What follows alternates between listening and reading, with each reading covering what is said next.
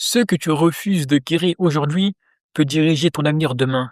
Il se peut que, à l'intérieur de toi, tu aies de la colère, de la rancune, de l'amertume, de la haine par rapport à une chose que tu as pu vivre dans le passé. Mais sache que toutes ces émotions négatives sont des ennemis qu'il faut que tu abattes au plus vite. Ils sont juste là pour obscurcir ta vision et anéantir ton avenir. Il faut absolument que tu t'en débarrasses. Et c'est justement ce qu'on va voir dans cette vidéo. Le poison caché qui détruit ta vie sans que tu ne le vois. Tout ce qui est haine, colère, rancune, jalousie, vengeance, ce sont des émotions négatives qui te détruisent de l'intérieur, tel un serpent. Ça te ronge, ça t'affaiblit physiquement, moralement, spirituellement. D'ailleurs, ces émotions négatives sont des armes que Dieu utilise contre les hypocrites. Il a dit وَأَلْقَيْنَا بَيْنَهُمُ الْعَدَاوَةَ وَالْبَغْضَاءَ et nous avons jeté entre eux de l'animosité ainsi que de la haine. Donc, à travers ces deux émotions négatives, les hypocrites ils vont se détruire mutuellement les uns les autres. Donc, si tu sais que ce sont des armes utilisées par Dieu contre les hypocrites, alors comment tu peux te permettre de nourrir à l'intérieur de toi des émotions comme ces dernières, telles la haine, l'animosité, la rancune, la colère, la méchanceté? Il faut absolument que tu t'en débarrasses. Ça te ronge de l'intérieur, ça te détruit. Les émotions négatives cachées continuent d'agir en toi. Tant que tu ne t'es pas débarrassé de ces émotions négatives, elles sont telles des fantômes qui surviennent dans ta vie de manière constante et qui te manipulent, qui te font broyer du noir, qui t'empêchent d'avancer. Résultat, tu n'arrives pas à pardonner. Tu passes ton temps à te ressasser ce que tu as pu vivre. Et la colère, la rancune, la haine ne cessent d'augmenter. Jusqu'à ce que tu t'affaiblis physiquement. Tu es sur le point de tomber malade. Tu t'isoles. Tu n'arrives plus à avancer dans la vie. Et c'est pour ça qu'il est important de se débarrasser de toutes ces émotions négatives. Cultiver paix, amour et pardon. Ça, c'est quelque chose de très important si tu veux avancer dans la vie. Et toi-même, en tant qu'individu, tu peux te rendre compte que depuis que tu as fait rentrer dans ton cœur tous ces sentiments négatifs, tels la haine, la colère et autres, tu as du mal à avancer dans ta vie. Il se peut qu'à une époque, t'as avancé à vitesse grand V. Tu avancé super bien dans ta vie, tout se passait bien, jusqu'à ce que tu vives une épreuve et que tu ressentes de l'amertume, de la colère, de la haine contre ces personnes qui t'ont fait vivre ces épreuves. Et depuis que tu accumules ces sentiments négatifs, étrangement, tout se passe mal pour toi. Voilà la raison, c'est que ces sentiments négatifs sont des ennemis pour toi. Et Dieu dit dans le Coran, nous avons fait les uns pour les autres des épreuves. Alors, est-ce que vous allez endurer? Ça veut dire que les uns pour les autres sont des tentations, des épreuves. Les hommes vont nous faire vivre des épreuves. Et à travers ces épreuves, on va vivre des difficultés. Et ces difficultés peuvent faire qu'on ressent de la colère par rapport à ce qu'on peut faire les uns et les autres. Mais c'est une erreur, car c'est quelque chose qui vient de Dieu. Certes, c'est difficile, certes, on a du mal à le digérer, mais il faut pardonner. Parce que si tu pardonnes pas, la première personne à qui tu fais du tort, c'est à toi-même. Alors libère-toi de toutes ces émotions et ces sentiments négatifs. C'est très important. Et là, on va voir l'histoire d'Abou Bakr. Et on a de très belles leçons à tirer de cette histoire. Donc, Abou Bakr, comme vous le savez, c'est le père de Aïcha. Et lors d'une excursion, Aïcha a été oubliée à l'arrière d'une caravane. Donc, la caravane est partie sans elle. Et la personne qui était à l'arrière, chargée de fermer la caravane, donc vérifier si tout le monde était bien parti, il a trouvé Aïcha. Donc, il l'a pris et il l'a amené avec lui. Mais les hypocrites ont dit que Aïcha avait commis la fornication avec cet homme. Subhanallah. Donc la calomnie a commencé à circuler partout. Et ça, c'est quelque chose qui a affecté non seulement le prophète, mais également Abou Bakr, ainsi que Aïcha. qui est même tombé malade à cause de cela. Abou Bakr était quelqu'un de très généreux. Donc, il donnait beaucoup de sadaqa et aidait les gens. Et parmi les gens qui ont fait tourner cette rumeur, il y avait un homme que Abou Bakr aidait financièrement. Et Abou Bakr, il a dit, sachant que lui, non seulement je l'aide financièrement, et en plus de ça, il se permet de faire circuler de fausses rumeurs, à partir de maintenant, je vais le priver de l'aide que je lui octroyais. C'est terminé. Je lui donne plus rien. Et Allah subhanahu wa ta'ala a révélé ce verset.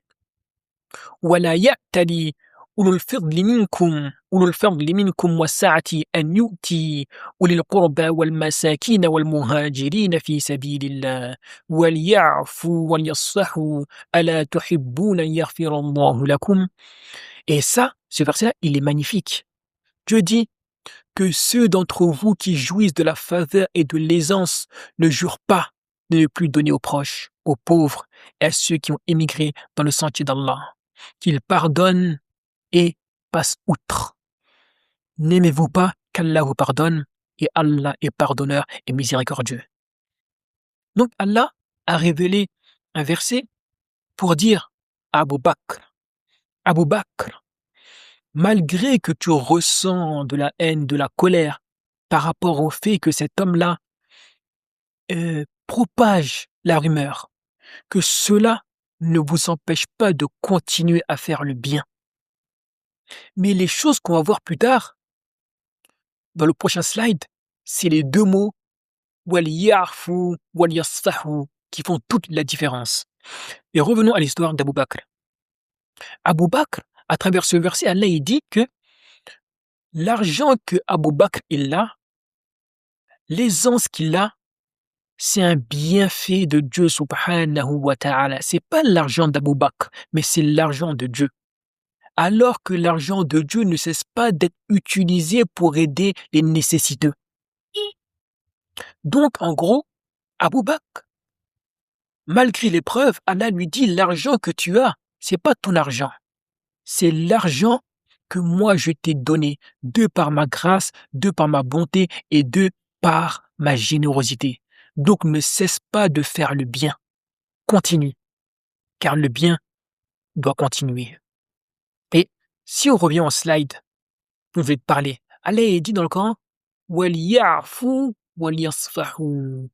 وَلْيَعْفُوا, c'est quoi? Cela signifie effacer la faute, ne pas chercher à réclamer vengeance. Donc ça, c'est dans la dunya. Tu effaces la faute. Tu réclames pas de vengeance par rapport à ce qui a pu se passer. Ça, c'est une chose. Regarde ce qu'Allah dit. Allah dit وَلْيَصْفَحُوا. Cela signifie tourner la page, ne pas garder la blessure comme une dette dans son cœur. Pourquoi Allah dit ça? وَلْيَصْفَحُوا. Qu'ils tournent la page, qu'ils effacent ce qui s'est passé de leur cœur. Parce que Allah, de par sa sagesse, il sait que si l'homme garde dans son cœur de la rancune, alors il va se faire du tort à lui-même, au lieu de faire du tort à ceux qui ont commis ce tort. Donc non seulement Allah dit وَلْيَعْفُوا, donc qu'il efface et qu'il ne demande pas de sentence par rapport à cela, mais il demande également de tourner la page, effacer totalement cet événement de votre cœur, car c'est pour votre bien. Car si vous gardez ce que vous ressentez de négatif dans vos cœurs, ça va vous nuire à vous-même. Vous allez tomber malade. Vous allez fléchir spirituellement, intellectuellement, moralement et autres. Donc à travers ces clés, Dieu nous apprend qu'il n'est pas bon pour un musulman de garder un quelconque sentiment négatif dans son cœur. Il faut totalement tourner la page. Et ça, c'est quelque chose d'extrêmement difficile.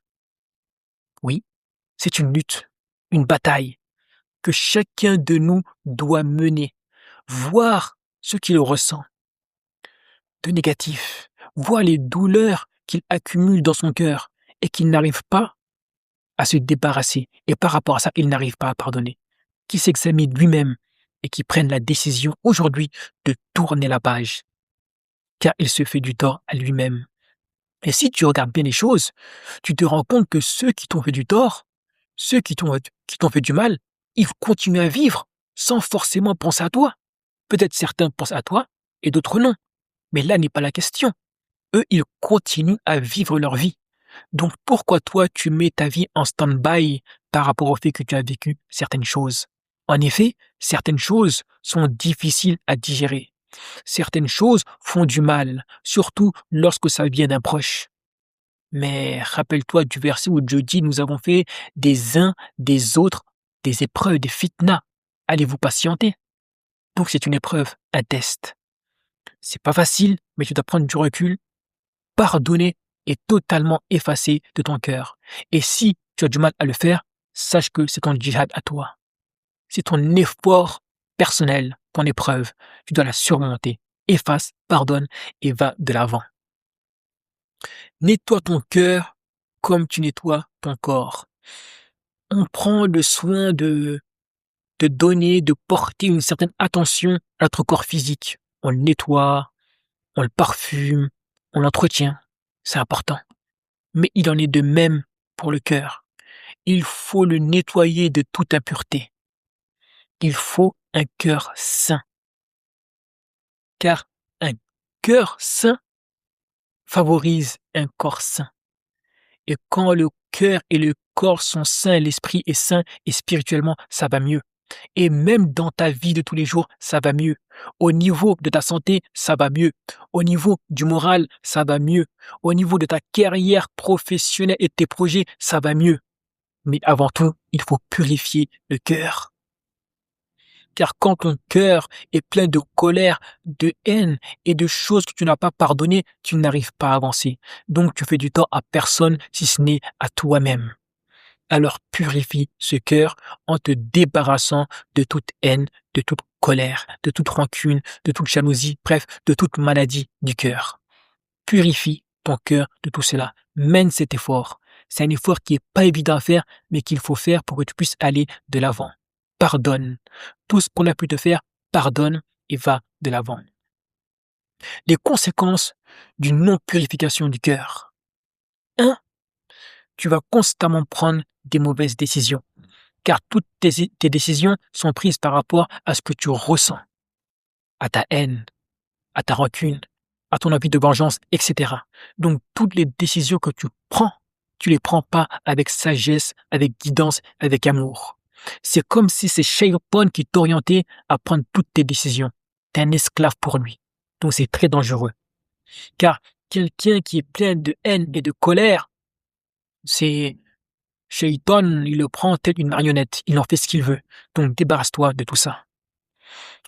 La deuxième des choses, c'est que tu es une proie facile pour le diable, comme je viens de le dire.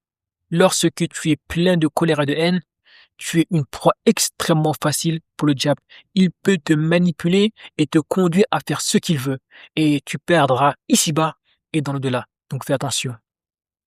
La troisième des choses, c'est que tu vas stagner dans ta vie.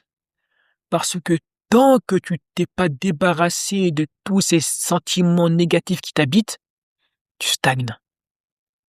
Parce que la haine, la colère, la rancune, toutes ces choses-là obscurcissent l'esprit, empêchent d'avoir une vision claire et à long terme. Tu n'arrives pas à passer à autre chose, tu ressasses toujours les mêmes choses, donc dans ta vie, tu tournes en rond. Ta vie, c'est une boucle, sans fin. Tu n'avances pas alors que le temps passe. Donc, allège ton cœur de tous ces fardeaux, pardonne et va de l'avant. Sache que tant que tu n'as pas pardonné, tu vas jamais avancer comme il se doit. La quatrième des choses, c'est que tant que tu gardes ces maladies dans ton cœur, spirituellement, ce sera impossible pour toi d'avancer.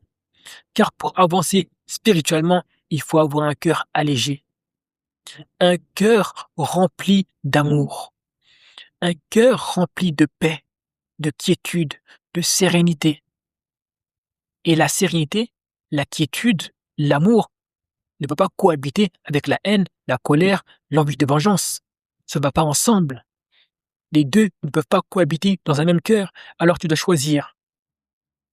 Quels sont les sentiments que je vais arroser, que je vais nourrir?